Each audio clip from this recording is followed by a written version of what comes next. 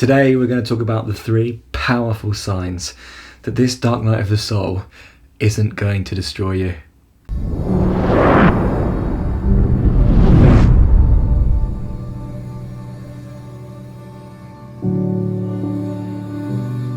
Dark night of the soul can be a scary place, can't it? Because there are all of these emotions rip-roaring through our system, the waves of unrelenting pain, sorrow and grief that we're experiencing inside of our system.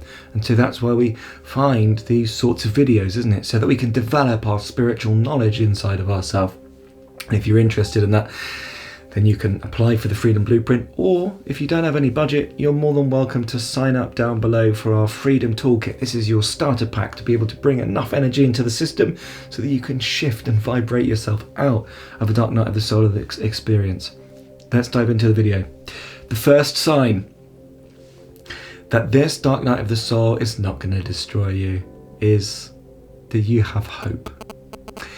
If you've got to that point in your journey when you have hope that this is bringing you into a new horizon, opening up a new possibility in your life by shedding all of the stuff that's no longer serving you, then this is a great sign that this dark night of the soul is not going to destroy you. It's only going to serve to empower you and enrich you and leave you more full in a more purpose-fulfilled life that perhaps at the moment we're lacking and that we're not totally engaged in. Sometimes we're in jobs that we bloody hate, aren't we? Or we're in relationships that aren't working for us, or we've lost a relationship or a close relative. But if there's that spark of hope that I'm gonna be okay and I'm gonna be stronger, because this is all life wants to do.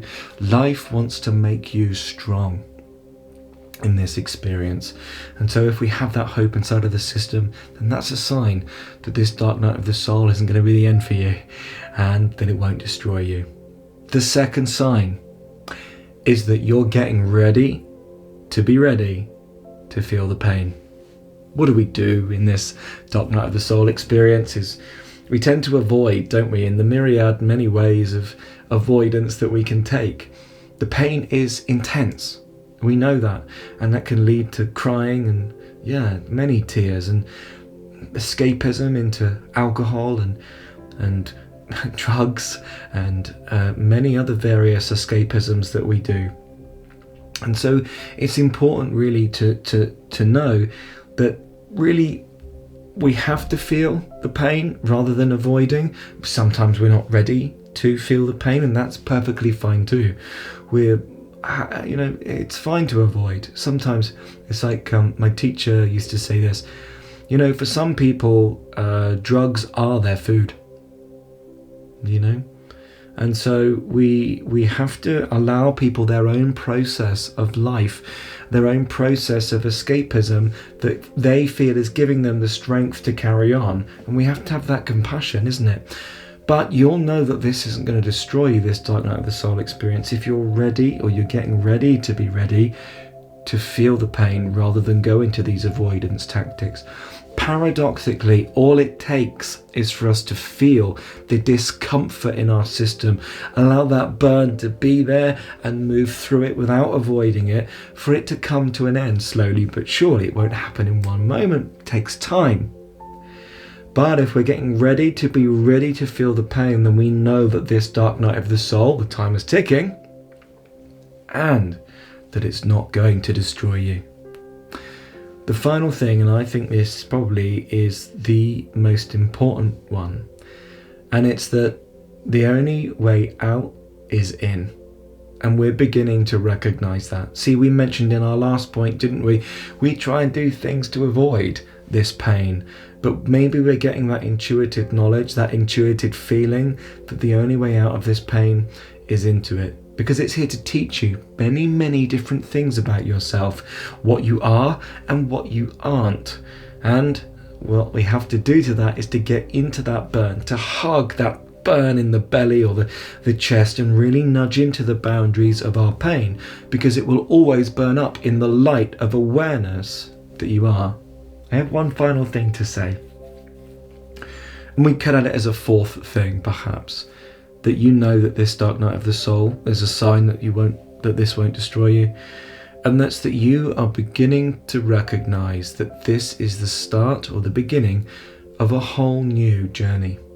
There is a life out there that you have been crying and calling for, that's more in alignment, that's more in fulfillment with you and your life purpose. And you're wanting to find out what that is for yourself. And that's what brings the dark night of the soul experience into us. The dark night of the soul experience is here to say, I'm bored of being and I'm tired of being this person that I think or that I think I should need to be for other people, and that identity is coming here to die. We're coming here to lay that to rest so that we can stop people pleasing, so that we can be strong on our own and not necessarily need to be so codependent on the validation of other people for our own self-worth, so that we can then move forward into our own power, into our own powerful ways of being, so that we can fit into the jigsaw of life, because we're one jigsaw piece of life, and it can't be life and all of life without me being my little jigsaw piece. And so if you are tired of being this one that you think you have to be for everybody else, and you know that this is the beginning of a brand new start, the dawn of a brand new day in your life experience, then that maybe is that fourth and final sign that we didn't agree we were going to talk about, but that we are talking about because it's coming up in me now.